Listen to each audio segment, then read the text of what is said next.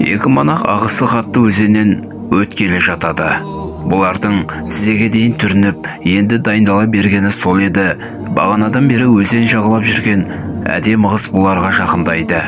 Өзеннен өтейін десе, қорқып тұрғанын айтып, көмек берулерін өтінеді.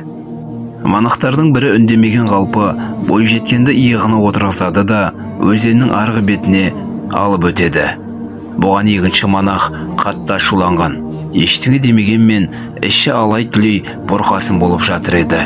Олардың монастырға жақындағанда ашулы монах серігіне бұрылып былай дейді: "Бұлай етуге тыйым салынған. Сенің бұлай әрекет етпеуің керек еді.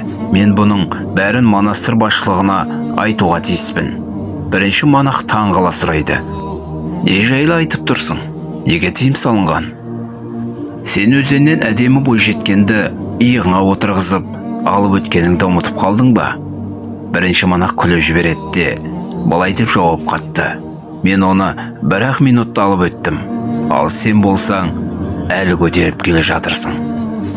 Адам өзгеден алдымен өзінде барды көреді. Сондай-ақ қазақта әркім өз ойынан хабар береді дегенде сөз бар.